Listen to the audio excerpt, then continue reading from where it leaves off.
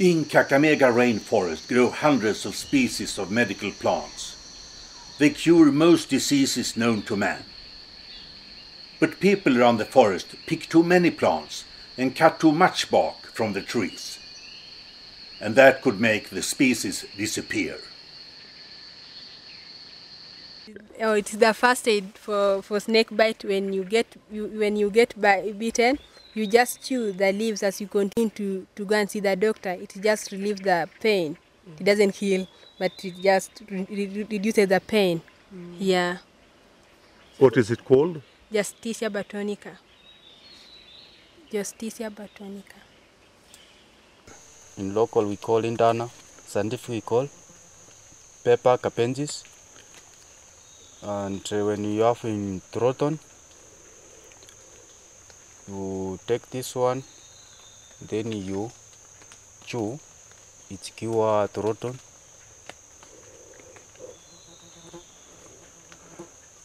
Long ago, there were those who maybe like you doctors, they come inside the forest, they collect a little, and then they go back at home, they cure their sick people. But nowadays, because of the population, people are coming inside the forest, then maybe found like this species of plant, he collect more because he doesn't think tomorrow maybe I'll use or the child will use. So he collect all and then they make the trees dry.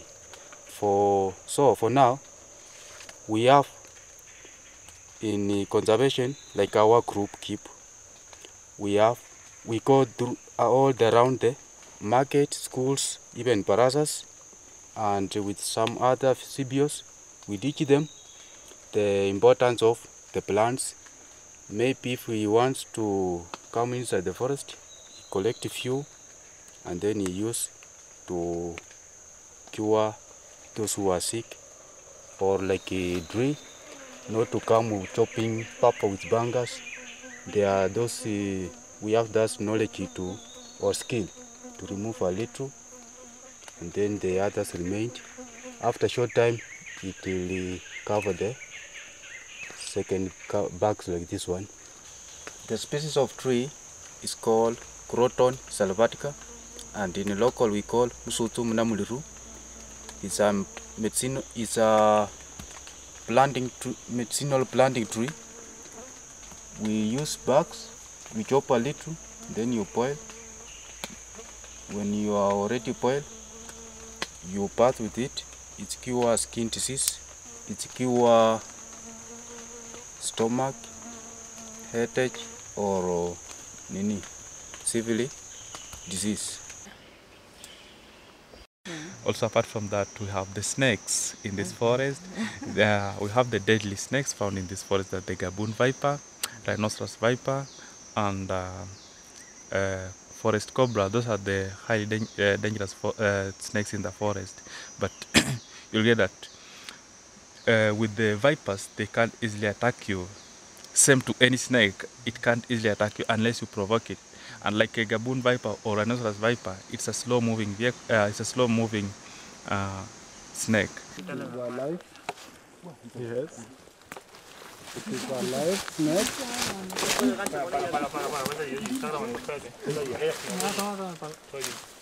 This is a gaboon viper, one of the deadliest snakes in the world. A Spanish film crew making a film about snakes catches it to get some close-ups before letting the snake loose again. Keep guides monitor the catching so the snake will not be hurt.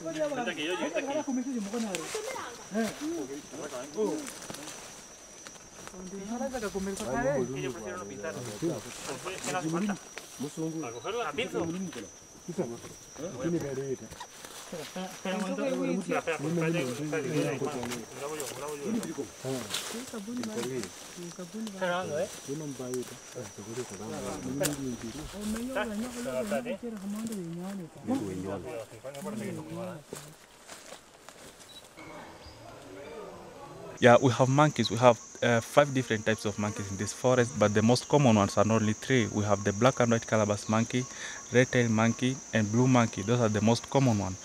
We also have olive baboon.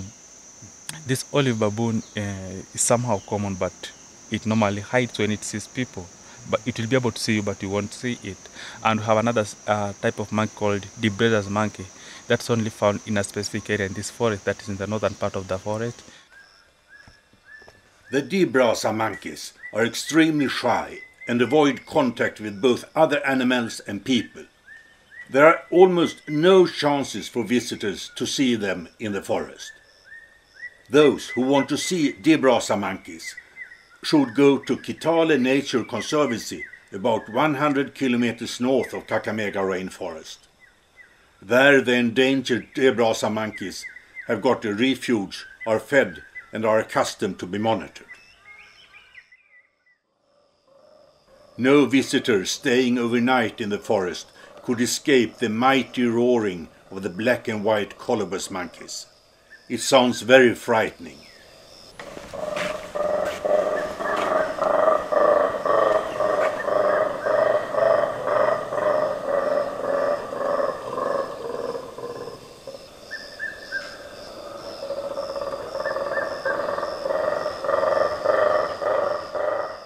Daytime, the colobus monkeys sit in upper canopy observing the visitors.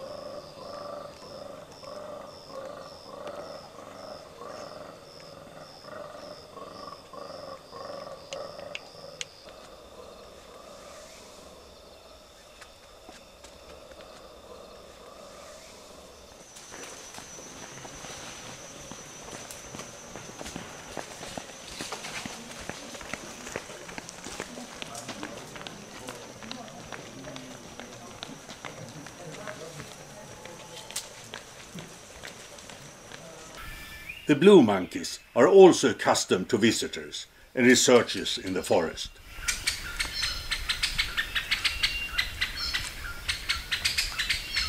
Since many years, their life is studied by a group of researchers from Columbia University in New York, led by Professor Marina Kortz.